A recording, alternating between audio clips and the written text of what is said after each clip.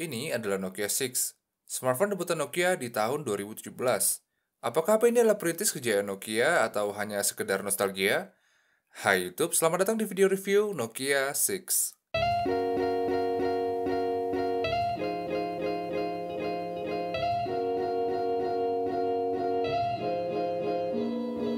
Sebenarnya ya, Nokia 6 ini adalah smartphone kelas menengah dan bukan flagship. Tapi walaupun cuma kelas menengah, kayaknya Nokia niat banget nih ngebuat HP ini.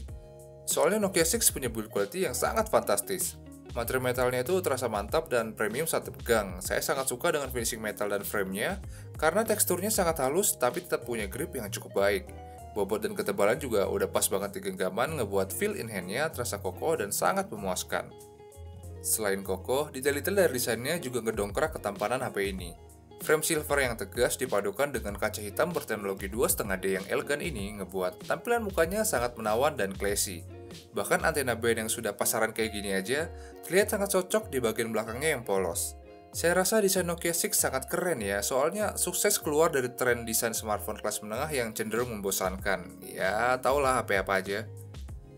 Di luar dari kebandelan dan ketampanan, build quality-nya masih ada sedikit celah untuk dikritik. Yang pertama, jidat dan dagunya ini lumayan tebal untuk ukuran smartphone 2017. Yang kedua, fingerprint-nya yang terlalu ke bawah sedikit mengganggu saya dalam pemakaian sehari-hari. Yang ketiga, tombol volume dan power-nya ini sulit dibedakan saat diraba karena punya tekstur yang mirip dan terasa kurang kliki aja. Yang keempat, Nokia 6 masih pakai USB port lawas yang seharusnya bisa dipakein USB Type-C. Tapi kritikan-kritikan itu nggak jadi deal breaker bagi saya. Overall, nggak usah diragukan lagi deh. Pokoknya build quality Nokia 6 emang top notch dan tampan banget. Nokia 6 memiliki spesifikasi layar yang cukup umum tapi joss, yaitu layar berukuran 5,5 inch IPS dengan resolusi 1080p atau Full HD. Jadi layarnya udah tajam dan tingkat saturasinya juga udah cukup bagus, sehingga sangat ngedongkrak kenikmatan dalam konsumsi multimedia. Pemakaian dibuat trik sinar matahari juga nggak ada masalah, soalnya tingkat kecerahannya udah cukup baik. Karena di toggle-nya nggak ada pilihan auto brightness, jadi ngidupin auto brightness-nya agak ribet, soalnya kita harus masuk dulu ke setting. Untungnya auto brightness-nya berfungsi dengan baik walau agak sedikit lambat. Dan menurut saya kualitas layarnya sudah sangat baik. Seharusnya Nokia 6 ini menggunakan teknologi dual speaker yang menggunakan speaker utama dan speaker telepon untuk produksi suaranya. Dan entah kenapa di device yang saya pakai, speaker atasnya punya volume yang sangat kecil. Nggak tahu deh, punya teman-teman gimana? Walau yang terasa aktif hanya speaker utama, kualitas suaranya cukup lantang dan jernih, berkat teknologi Dolby Atmos. Tapi menurut saya treble-nya terasa lebih dominan dan bass-nya kurang terasa tebal. Dan suara dari jack audionya juga terasa sangat bagus, sayangnya kualitas earphone bawaannya cukup jelek. Saya menyarankan untuk menggunakan earphone atau headphone lain untuk ngetes keindahan suara dari jack audionya. Dan ini dia contoh keluaran suaranya.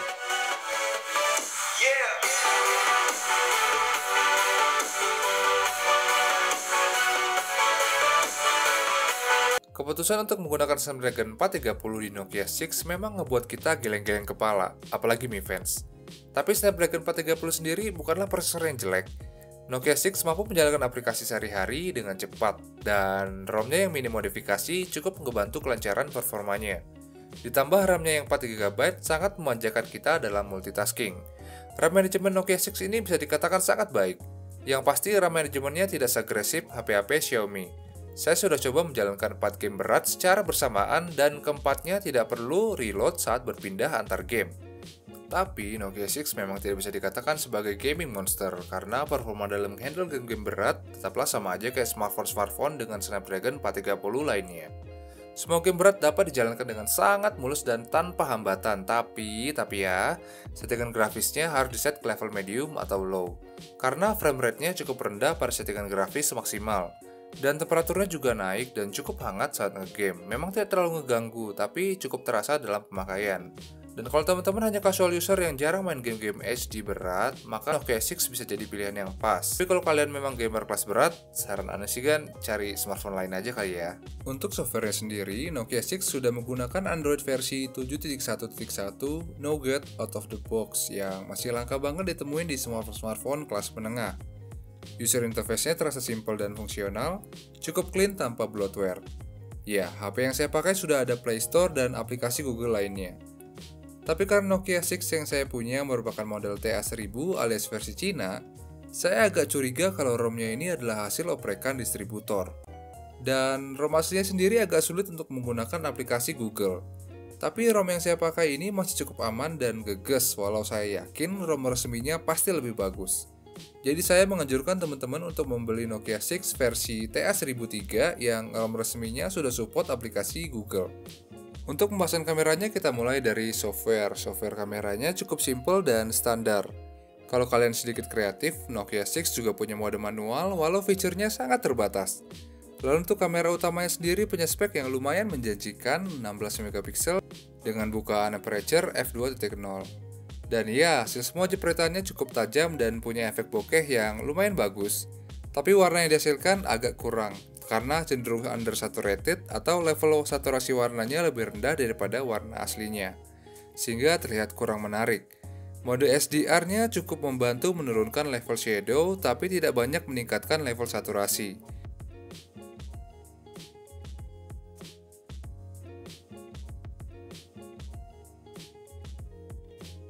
Lalu dalam pencahayaan rendah, tingkat ketajaman dan saturasinya makin menurun seperti kebanyakan smartphone lainnya. Untuk videonya sendiri masih terlihat tajam dan masih bisa diandalkan, tapi karena warnanya undersaturated dan tidak adanya optical image stabilization, ngebuat hasilnya agak kurang menarik dan agak shaky.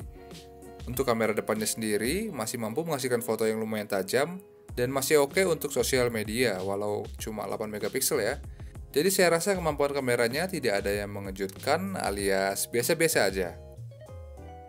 Lalu untuk baterainya sendiri, Nokia 6 memiliki kapasitas baterai 3000 mAh. Dan di atas kertas, penggunaan Snapdragon 430 dengan layar 5,5 inch Full HD IPS menunjukin kalau Nokia 6 punya ketahanan baterai yang biasa-biasa aja. Dan itu terbukti dalam pemakaian saya.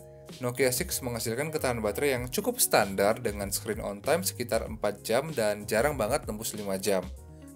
Cukuplah untuk pemakaian seharian saya, walau jam 8 atau jam 9 malam, saya pasti harus ngecas lagi.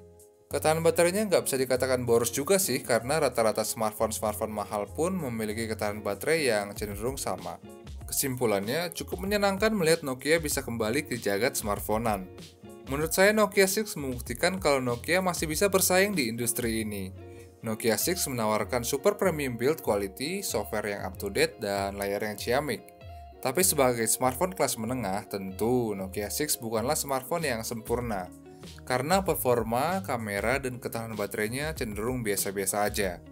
Jadi apakah Nokia 6 ini masih layak untuk dibeli?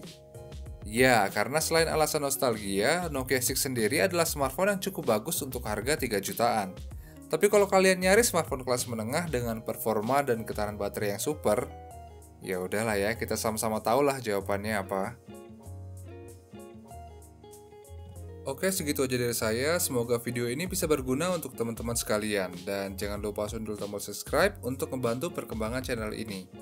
Ya, demikian video kali ini. Sampai jumpa di video-video berikutnya dan bye.